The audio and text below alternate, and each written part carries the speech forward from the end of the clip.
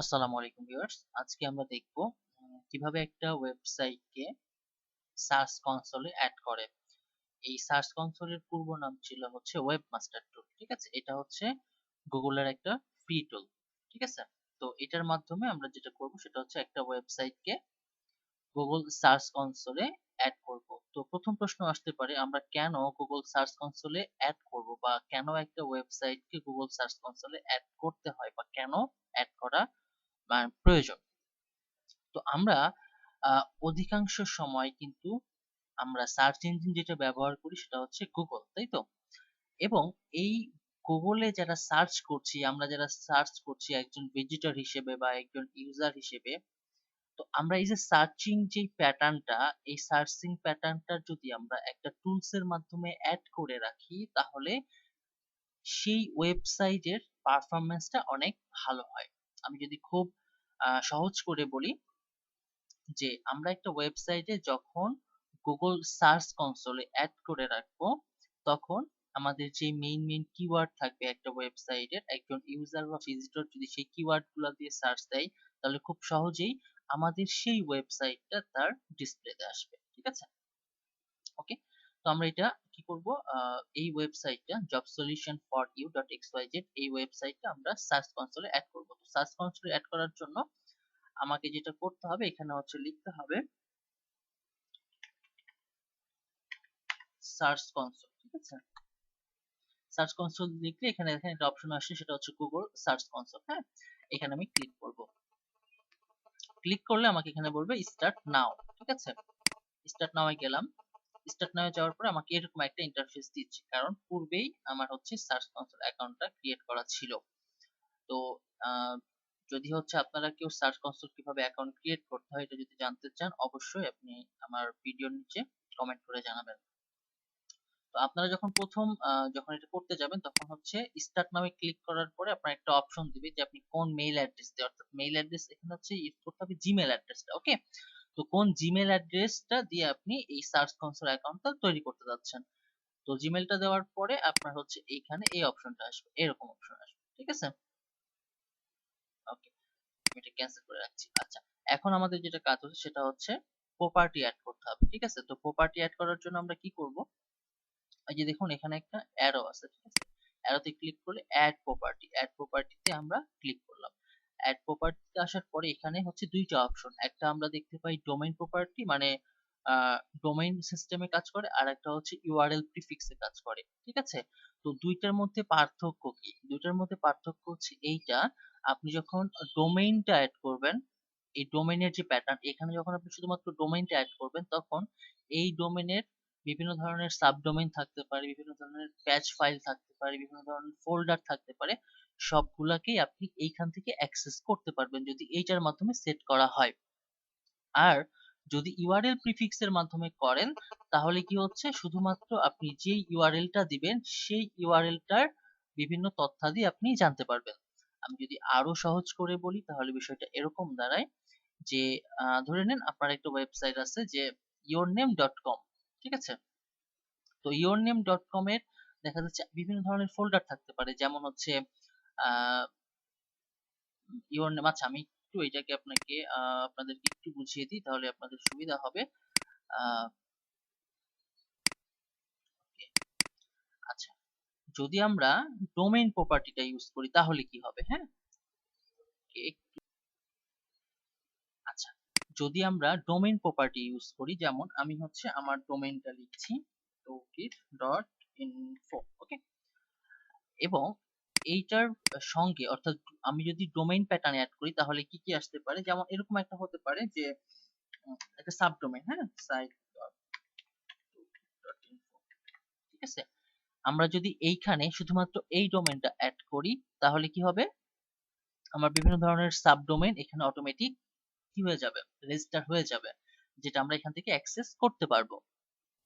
আবার আমরা যদি ইউআরএল প্রিফিক্সে করি, তাহলে আমি যদি শুধুমাত্র এইটা দিই, এই ডোমেইনটা, তখন এটা দেওয়ার সিস্টেমটা কিন্তু চেঞ্জ হবে। তখন দেখেন এই যে এইচটিটিপিএস ক্লোন স্ল্যাশ স্ল্যাশ, অর্থাৎ আমার যেই ডোমেইনটা লাইভ থাকবে, লাইভ ইউআরএলটা আমাকে এখানে বসাতে হবে। তাহলে কি হবে, এই ডোমেইনের অধীনে যে যে কন্টেন্ট গুলো থাকবে, সেই জিনিসগুলো এখানে শো করবে।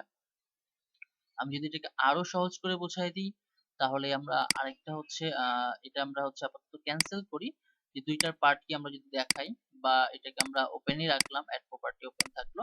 আমি যদি এখানে একটা কাজ করি, দেখুন ওইখানে হচ্ছে সাইট,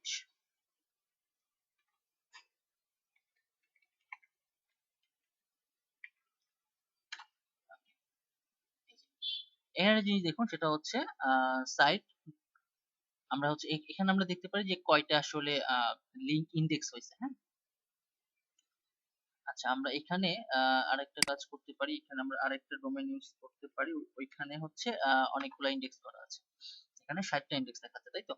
এই যে দেখুন এখানে আমরা হচ্ছে Toukir dot X Y Z এইটার কি কি ইন্ডেক্স আছে আর কি, সেই যেমন দেখুন এই যে Fahad dot Toukir dot X Y Z, তাই না?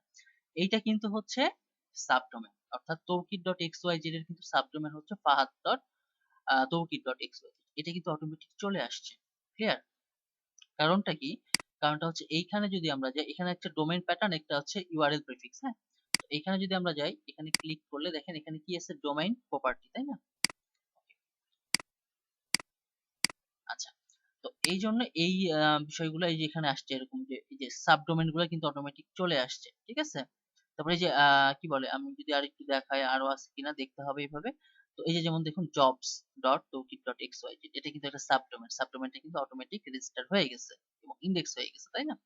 তো এই হচ্ছে বিষয়। হ্যাঁ, আবার আমি যদি আহ এইখান থেকে এই যে এইটা নিয়ে আসি, তাহলে দেখেন এইখান থেকে কিন্তু সাবডোমেন গুলা এখানে শো করবে না। হ্যাঁ, আমি এটাকে কপি করলাম, কপি করে এখানে দিই। হ্যাঁ,